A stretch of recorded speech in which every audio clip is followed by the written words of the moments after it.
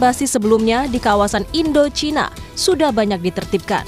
Daerah Indo-Cina, khususnya Myanmar, Kamboja, Laos, Vietnam, yang selama ini menjadi basis-basis dari perekrutan dan aktivitas tindak pidana daring yang sasaran korbannya transnasional, sasaran korbannya selalu warga negara asing. Setelah ditertibkan mulai terjadi pergeseran ke Indonesia dan itu tentunya sudah kami antisipasi dan kami prediksi. Kamis lalu, polisi membongkar markas judi online Judol tersebut di sebuah gedung di Jalan Hayam Wuruk, Jakarta Barat. 321 orang ditangkap, diantaranya adalah 228 warga negara Vietnam, 57 warga negara Tiongkok, dan sisanya berasal dari Myanmar, Laos, Thailand, Malaysia, Kamboja, dan seorang warga negara Indonesia. Dari 321 orang itu, 275 WNA diantaranya telah ditetapkan sebagai tersangka. Kini, Polri tengah memburu sponsor para pelaku. Kami akan melakukan koordinasi dengan instansi terkait untuk melakukan penelusuran, baik itu aliran dana maupun sponsor daripada mereka atau para pelaku yang mendatangkan ke sini, termasuk melakukan penelusuran terhadap siapa yang menyewa, sponsor, dan yang menyediakan sarana dan prasarana bagi para pelaku. Pakar Keamanan Siber sekaligus Direktur Eksekutif Communication and Information System Security Research Center, SISREC, Pratama Persada mengingatkan pemerintah agar Indonesia tak jadi surga selanjutnya untuk praktik kejahatan transnasional ini. Sebenarnya yang perlu diperdalam itu nanti adalah pemodalnya siapa, seperti tadi Pak Usman bilang, pemilik platformnya siapa, kemudian penyedia rekeningnya siapa, penyedia kriptonya siapa, karena pasti ujung-ujungnya nanti akan dilempar ke kripto nih gitu. Kemudian masalah sponsor visa dan lain-lain gitu. Karena ini modusnya ini semakin lama akan semakin canggih Mbak gitu. Nah, ini jangan sampai nih Indonesia jadi safe haven-nya untuk operasi judi online Asia Tenggara nih gitu. Kini, polisi menahan para tersangka di rumah tahanan Barreskrim Polri. Kasus penipuan judi daring ini sekaligus lagi jadi alarm keras bagi penegak hukum untuk meningkatkan sistem keamanan dan pengawasan pintu masuk Indonesia. Tim Liputan, Kompas TV. Sindikat judi dan penipuan daring yang terbongkar dan 320 warga negara asing ditangkap memantik sorotan. Apakah basis operasi ini bergeser ke Indonesia? Bagaimana mencegah kasus serupa kian marak tidak terulang kembali? Kita bahas bersama Komisioner Kompolnas Yusuf Warshim dan pengamat keamanan cyber Vaksinkom Alphonse Tanujaya. Selamat sore Mas Yusuf, selamat sore Mas Alphonse. Selamat sore. Oke, pertama kita mengapresiasi Polri telah mengungkap sindikat ini. Tapi pertanyaan berikutnya adalah bagaimana menangkap aktor utamanya? Siapa sponsornya? Ya, terima kasih. Tentu kita apresiasi, ini yang ditangkap kan ratusan. Dan tentu ini operasinya sangat besar gitu. Operasi sangat besar itu tentu bukan dadakan ya. Pasti sesuai dengan yang kita pantau, diawali oleh adanya laporan informasi, adanya kegiatan penyelidikan, termasuk juga informasi yang ada di media sosial dilakukan pemantauan. Nah, kalau sehingga saat ini yang kita dapatkan informasi awal itu, apakah akan melakukan pengusutan kepada pelaku utama, tentu itu tidak bisa dipungkiri. Semuanya itu kan didasarkan pada proses penyelidikan yang sudah berjalan pada pelaku-pelaku yang saat ini sudah tertangkap tangan berdasarkan barang bukti yang ada itu dulu. Nah, selanjutnya menurut hemat kami ya pendidikan digital ini tentu yang menjadi prioritas utama. Jangan sampai itu luput. Yang kedua terkait dengan transaksi keuangan. Nah, itu tentu yang ketiga berkoordinasi kan, dengan lintas berkoordinasi dengan instansi terkait. Jadi intinya apa yang ditanyakan itu masih dari substansi materi untuk pengembangan penyelidikan. Kita tentu mendorong tahapan-tahapan yang perlu dilakukan prioritas yang pasti menurut hemat kami sekali lagi digital forensik ini sangat penting untuk diutamakan. Itu tidak boleh luput. Nanti saya lanjutkan ke Anda terutama soal kemana aliran dana yang katanya juga kerjasama dengan PPTK untuk mengetahui uangnya terbang kemana. Saya ke Mas Alfons. Mas Alfons, dengan penangkapan ratusan WNA kemarin, ini menunjukkan Indonesia bukan lagi pasar, tapi jadi markas judi online.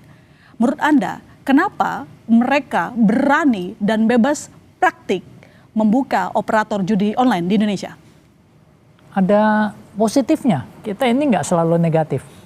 Positifnya adalah koneksi internet Indonesia di beberapa lokasi di mana pelaku penipuan dan judi online ini terungkap sudah memenuhi syarat untuk melakukan kejahatan judi online. Itu positif. Artinya ini 321 orang terkoneksi ke internet, tiap orang 110 mega. Itu artinya 3,2 giga 24 jam sepanjang hari. Itu bisa. Artinya itu butuh infrastruktur yang baik. Jadi kabar gembiranya adalah beberapa lokasi di Indonesia sudah sangat memenuhi syarat, internetnya bagus, yang mau kerja halal datang ke sini. Tetapi negatifnya itu disalahgunakan untuk kegiatan yang melanggar hukum. Nah, sebenarnya kalau kita lihat dari 321 orang ini, mereka semuanya itu warga negara asing. Kalau kita lihat dari polanya, sebenarnya yang begitu yang disasar itu negara bukan Indonesia korbannya. Kenapa? Karena kalau kamu nyasar warga negara Indonesia, mesti yang bisa ngomong bahasa Indonesia dong. Lalu lakukannya enggak dari Indonesia, dari Kamboja, dari Myanmar, dari negara lain. Nah kalau di sini dilakukan, artinya yang disasar itu warga negara Cina, warga negara Vietnam, yang dia ngerti bahasanya. Kan nggak mungkin orang Indonesia suruh nipu orang Vietnam, ini ngomong apa nih nggak ngerti. Itu kira-kira gambaran utamanya. Tetapi kalau sampai kita dijadikan sebagai markas, Indonesia perlu memberi contoh bahwa nih kita tindak dengan baik. Jadi kalau ada judi online yang menyasar orang Indonesia ada di negaramu, tolong kamu tindak dengan baik dan bantu kita. Sekarang kita bantu mereka. Jadi ini kita tindakan sasarannya dari sisi operatornya ya nggak mungkin orang Vietnam menipu orang Indonesia, ini nggak bisa ngomong bahasa Indonesia. Oke, tapi gitu. pertanyaan inti saya tadi, kenapa mereka merasa bebas untuk melakukan kriminal cyber di Indonesia? Celahnya apa sih? Nah ini pertanyaan yang sangat menarik. Kemungkinan adalah karena pengawasan yang kurang. Oke. Jadi pengawasan kurang itu ada di mana? Satu, banyak ya kita lihat. Dari kepolisian kita apresiasi, bisa tangkap. Menurut perkiraan kami, ini ada komunikasi. Pasti yang paling pusing, yang paling rese itu kepolisian negara yang jadi korban. Mereka pasti ucuk-ucuk lewat Interpol atau apa, komunikasi ke kepolisian sini bisa mengidentifikasi dan menangkap basah, itu prestasi yang luar biasa. Yang kedua, imigrasi. Kita perlu pertanyakan, kok 321 orang ini bisa masuk lalu rata-rata overstay dan nggak terdeteksi. Jadi ya kita nggak perlu nunjuk siapa salah siapa benar. Belajarlah dari hal ini. Jadi cobalah identifikasi kalau orang udah masuk, udah overstay, rata-rata dari Indochina. Itu polanya akan sama. Rata-rata dari Indochina. Kalau untuk yang penipuan judi online ini.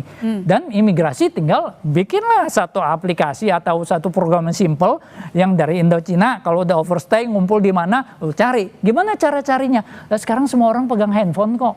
Masuk pakai HP, apakah dia pakai roaming atau pakai eSIM, identifikasi MAC address-nya atau apa, kerjasama dengan provider, gak ketahuan. Oh, ngumpul semua di Hamuruk, sebelum ditangkap juga udah ketahuan. Jadi itu kan bisa membantu. Kerjasama dengan provider harusnya begitu ya, lalu kemudian penegak hukumnya begitu. Mas Yusuf, pertanyaannya begini, kemarin disampaikan untuk mengetahui kemana uang ini terbang, ya kan, ke siapa saja uangnya, lewat rekening apa, maka kepolisian menggandeng PPATK. Apakah ini termasuk juga aliran dana dengan perbankan, OJK juga digandeng, bagaimana nanti prosesnya? Supaya kita tahu nih, uang ini lari kemana, siapa tahu utamanya? Iya, kalau untuk penelusuran terkait dengan fakta-fakta transaksi keuangan, tentu sudah memang harusnya berkoordinasi dengan PPATK. Ya. Nah, cuman kan bisa saja ini kan terkait dengan teknik ya. Teknik ini kan wilayahnya ada pada kewenangan penyidik. Nah, artinya keperluan untuk pengungkapan fakta-fakta transaksi keuangan itu sekali lagi dipastikan itu pasti berkoordinasi dengan PPATK. Oke. Apalagi kalau sudah masuk tahap kepenyidikan. Nah, sementara ini masih dalam perlu klarifikasi lanjutan sesuai dengan rilis yang tanggal 9 Mei itu kan di antara ratusan itu sudah ada yang ditetapkan sebagai tersangka. Nah, ini berarti tahapannya sudah pada penyidikan. Nah, tapi sekali lagi terkait dengan transaksi keuangan ini memang yang bisa memberikan informasi kan PPATK. Nah, kalau ada transaksi yang sifatnya berawal dari PPATK itu kan berdasarkan analisis transaksi yang mencurigakan, artinya tanpa diminta. Tapi dalam hal ini, karena ini ada operasi penangkapan, tentu koordinasi yang dilakukan dari pihak penyidik. Oke. Nah, Sejauh yang ini proaktifnya penyidik. apakah sudah mencium misalnya indikasi TPPU? Jangan-jangan itu? Sekali lagi tentu itu ada pada kewenangan penyidik. Yang kita pantau bahwa hingga saat ini proses itu masih dalam penyidikan dan penyidikan. Makanya yang paling utama itu kan pasti ini kan teknik ya. Skala prioritas yang dilakukan itu terkait dengan penyelidikan digital. Ini kan informasi misalnya berdasarkan akun yang ada di IG. Ini kan harus terus dipantau ini, dipantau.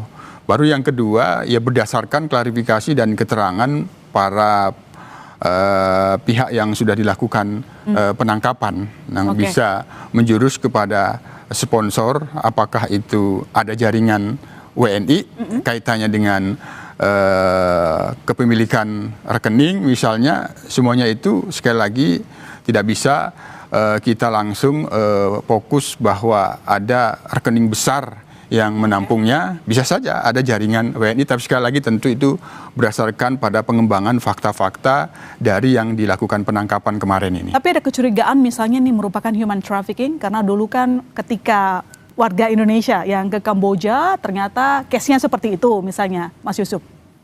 Ya, ini kan kaitannya dengan visa. Nah, memang mereka sengaja dengan mendapatkan visa wisata lagi. Ya, tapi sekali lagi bahwa operasi pengungkapan ini diawali oleh adanya laporan informasi. Termasuk juga ada informasi yang di-browsing melalui internet, melalui proses penyelidikan gitu. Tentu faktor apakah ada kesengajaan atau kelalaian itu di luar kewenangan pihak kepolisian. Hanya dalam kasus ini kami sebagai pengawas fungsional kinerja Polri tentu mengingatkan bahwa Polri juga punya peran di dalam pengawasan orang asing. Oke, baik, saya ke Mas Alphonse.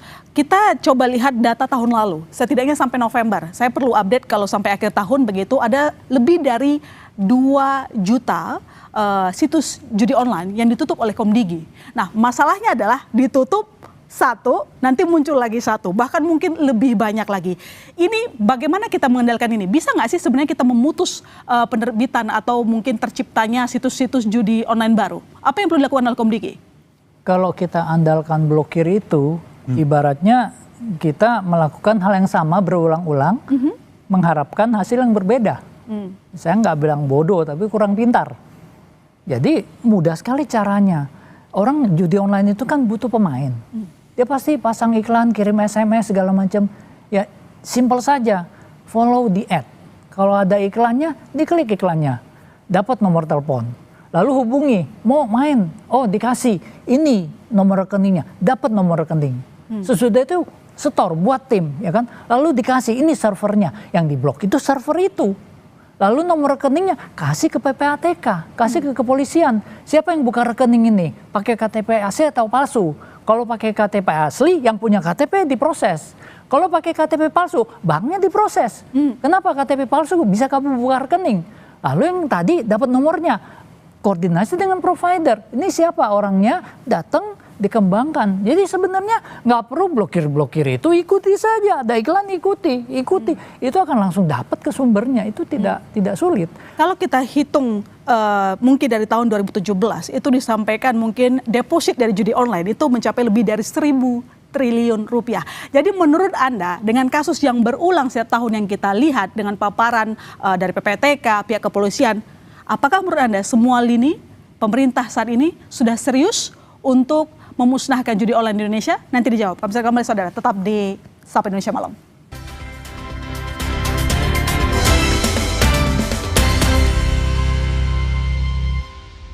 Gurihnya creamy latte, kalau belum coba, pasti nggak nyangka. Terbuat dari kopi Great Brazil dan susu New Zealand, bikin kopinya gurih.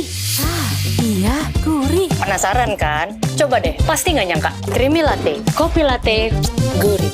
Baru, teh pucuk less sugar. Dari 100% pucuk teh pilihan. Seger, enak lagi. Pilihan lebih sehat dari Bepom. Teh pucuk less sugar. Rendah gulanya, enak rasanya. Gurihnya creamy latte, kalau belum coba, pasti nggak nyangka. Terbuat dari kopi Great Brazil dan susu New Zealand, bikin kopinya gurih. Iya, gurih. Penasaran kan? Coba deh, pasti nggak nyangka. Creamy latte, kopi latte, gurih. Baru, teh pucuk less sugar. dari 100% pucuk teh pilihan. Seger, enak lagi. Pilihan lebih sehat dari Bepom. Teh pucuk less sugar. Rendah gulanya, enak rasanya. Indomie Nyemek Series, kolaborasi bareng Warmindo Legend. Auto nyemek dengan 12 sendok air rebusan. Mie nyemek Bangladesh rempahnya sekalap itu.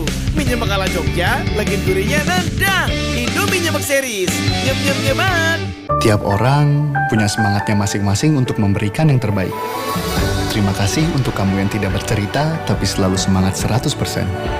Kopi Kapal Api, jelas lebih enak. Kejutan tutup botol Ramadan Aku Pipa dimulai. Hadiah spesial hanya selama Ramadan. Ada produk elektronik, uang, temukan hadiahnya di semua ukuran Aku Pipa selama Ramadan dari Winsfood. Tiap orang punya semangatnya masing-masing untuk memberikan yang terbaik. Terima kasih untuk kamu yang tidak bercerita, tapi selalu semangat 100%. Kopi Kapal Api, jelas lebih enak. Kejutan tutup botol Ramadan Aku Pipa dimulai. Hadiah spesial hanya selama Ramadan. Ada produk elektronik, uang, temukan hadiahnya di semua ukuran Aku Pipa selama Ramadan dari Winsfood.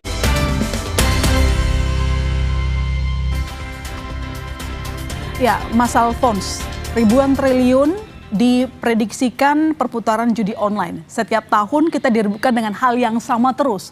Jadi menurut Anda, apakah pemerintah semua lapisannya begitu termasuk di bagian IT sudah serius untuk memberantas judi online? Dulu kita jadi pasar, sekarang kita jadi markas. Judi online ini kalau di film Marvel ya, itu kayak Thanos. Kalau kamu lawan pakai polisi kayak Hulk. Komdigi kayak Thor, punya palu, blokir. Kalau lawan sendirian nggak bakal menang.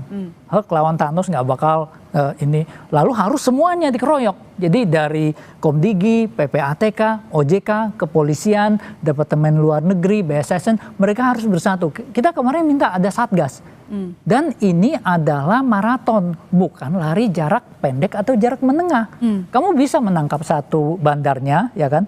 Lalu dia akan muncul lagi. Kenapa? Karena the demand is there gitu loh. Selalu ada dan keuntungan besar selalu ada. Itu yang perlu kita sadari. Jadi nggak cuma Satgas sudah selesai nangkep satu, udah selesai. Ini selalu akan ada. Sekarang hari ini Malaysia juga pusing. Padahal Malaysia sudah melegalisasi judi offline. Ada di Genting. Tapi judi online mereka sasarannya marketnya middle low. Itu yang bisa merusak masyarakat. Nah, ada hal yang menarik yang saya ingin informasikan. Dengan penangkapan ini saya sangat apresiasi, sangat menarik. Ada harta karun forensik yang bisa dimanfaatkan. Asalkan pihak kepolisian men-treat crime scene-nya dengan benar. Bagaimana memanfaatkan harta karun itu supaya kita bisa menangkap tokoh utamanya sehingga praktik judi online setidaknya ya nggak semasif sekarang, berkurang lah. 321 komputer itu dan server itu menyimpan sidik jari forensik. Jangan sampai dikacaukan,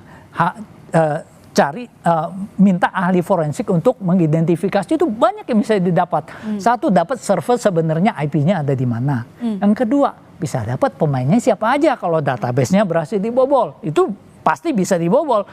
Operator tangkap, buka database-nya.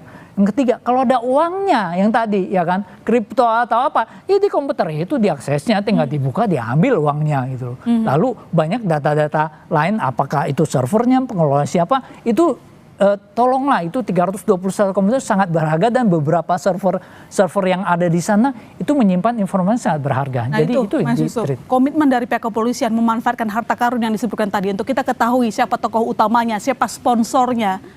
Ya. Ini kan soal pemberantasan judi online ini sebenarnya sudah menjadi komitmen negara, komitmen presiden juga kan dalam Astra Cita kan salah satunya. Nah, Polri sendiri kan perannya adalah penegakan hukum. Nah, penegakan hukum. Oleh karena itu, melihat dari operasi pengungkapan kasus ini, kami kira ini satu upaya yang sangat prestisius karena dari kronologi awal Mei laporan informasi langsung bisa dalam waktu 1 minggu lebih dilakukan penggerebekan, itu artinya sudah cukup kuat yang dilakukan pemantauan selama ini. Nah, hanya memang sekali lagi tantangan paling mendasar di dalam pengungkapan kasus penipuan online, judi online yang itu kaitannya dengan adanya transaksi keuangan, itu tantangan besarnya. Mengungkap transaksi keuangan sehingga akan menjurus siapa sponsor dan backingnya. Ini soal siapa sponsor ini paling utama sebenarnya yang harus bisa diungkap sponsor keuangannya. Nah, ini yang ini menjadi tantangan. Ini yang kita dorong, tidak hanya selesai sampai di sini, tapi bagaimana transaksi keuangan itu memang tidak mudah. Ya, concernnya pemerintah untuk memberantas judi online tampaknya itu gagah di depan layar, Mas Yusuf. Dulu 2024 sudah ada Satgas Judi Online. Nyatanya sekarang ternyata judi online itu kok sangat sulit begitu untuk diberantas. Nah, apakah kita perlu menciptakan sebuah sistem baru yang lebih ketat? Misalnya, maaf, kita harus bertanya begitu. Ini kan rekeningnya pasti besar jumlahnya. Kok bisa mereka lolos punya rekening tersebut tanpa terdeteksi dari perbankan? Ya, tentu sifat penegakan hukum yang dilakukan oleh kepolisian itu terkait dengan judi online. Pertama kan pemantauan, yang itu apabila hasil pemantauan merekomendasikan adanya situs-situs yang harus dilakukan blokir, kan kewenangan pemblokiran itu ada di instansi lain. Nah, termasuk terkait dengan adanya transaksi keuangan yang bisa memastikan transaksi keuangan yang mencurigakan itu kan PPATK. Hanya kalau sudah terjadi adanya bukti kejahatan, maka di situ yang dilakukan oleh penyidik proaktif terhadap PPATK meminta analisisnya. Nah, soal tantangan kaitannya dengan transaksi keuangan ini tidak hanya tugas daripada penyidik sendiri, tapi memang butuh dukungan semua pihak, perbankan, OJK dan juga PPATK. Artinya ya sinergi dan kolaborasi memastikan terkait dengan transaksi keuangan. Kalau hanya misal soal rekening di dalam kasus-kasus penipuan online itu pernah kita mendapatkan penjelasan dari Barisrem itu, terkadang rekening itu dipinjamkan. Rekening itu KTP asli, rekeningnya ada pemiliknya. Tapi dia merupakan sindikat, dipinjamkan oleh si pemilik itu. Nah, itu jaringan gitu. Kita lihat analisis jaringan itu memang tidak mudah, ruwet ya. Tidak satu garis, kalau linear itu sangat mudah dari dilacaknya. Tapi dia ya ruwet itu jaringannya. Dan itu ada fakta rekening itu sah dimiliki oleh seseorang, tapi itu bisa dipinjamkan dan itu bagian dari sindikat itu. Oke, baik. Mas Alphonse, apakah Anda melihat memang skema kejahatan dari judi online ini berulang sama saja atau semakin canggih? Servernya di luar negeri kan ini? Servernya di luar negeri, agak bodoh kalau servernya di sini karena mudah teridentifikasi, trafficnya semua sangat sempurna. Dengan server di luar negeri pun seharusnya ISP yang memberikan layanan bagi operator judi online itu tidak sulit untuk mendeteksi. Karena layanan judi online ini beda dengan orang kerja. Bedanya apa? Satu, dia 24 jam. Traffic jalan terus, 3,2 GB. Kalau orang kerja kan jam 8 sampai jam 4. Lalu kalau malam enggak. Yang kedua, kalau misalnya orang kerja itu aksesnya situs-situs kerja, misalnya Google Workspace atau Microsoft OneDrive. Kalau judi online, ini 24 jam aksesnya ke situs-situs tertentu yang sebenarnya mudah di-flag dan mudah diidentifikasi. Ya, Mas Yusuf, bagaimana lantas langkah berikutnya yang perlu kita lakukan? Perketat orang masuk ke Indonesia itu perlu. Yang kedua ini paling inti nih. Kamboja dulu jadi surganya judi online, tapi mereka berhasil berbenah diri. Nah, Indonesia jangan sampai malah ketinggalan dari Kamboja. Respon Anda? Iya, ini kan soal Kamboja kan melakukan penutupan dan pelarangan. Nah, kalau di Indonesia kan sebenarnya komitmennya sudah sangat jelas. Nah, hanya ini kan modus sekarang ini kan ada WNA, jadi melakukan operasi di sini. Nah, maka tentu kita dari kasus ini mendorong ya tetap ada peran Polri di dalam pengawasan orang asing, meskipun pengawasan itu fungsional, administratif dan operasional, yang itu memerlukan koordinasi dengan instansi terkait yang punya kewenangan secara langsung terhadap masuknya orang asing. Itu. Nah, yang kedua, dari kasus ini tetap kita mendorong penyelidikan digital. Yang kedua, terus dilakukan pemantauan profil. Profil ya secara teknologi ya terkait dengan IP address, domainnya, itu terus harus dilakukan. Itu yang paling pertama yang diutamakan oleh penyelidikan dan penyidikan kasus ini, untuk tidak berhenti kaitannya dengan penyelidikan digital. Terutama mungkin lebih aktif lagi polisi cybernya. Mungkin ini nggak cuma tugas kepolisian, tapi kan banyaknya gitu iklan-iklan judi online di media sosial juga begitu banyak bertaburan. Ya, semoga kita nggak kalah cepat dari mereka. Terima kasih Mas Yusuf, terima kasih Mas Alfons sudah bergabung di Sapa Indonesia Malam. Saudara, sorotan berikutnya di Sapa Indonesia Malam, Amerika dan Iran kembali bersih tegang pasca keduanya saling tolak proposal negosiasi. Akankah perundingan dan perdamaian bisa tercipta di tengah konflik yang kian membara? Informasinya kami hadirkan usai jeda.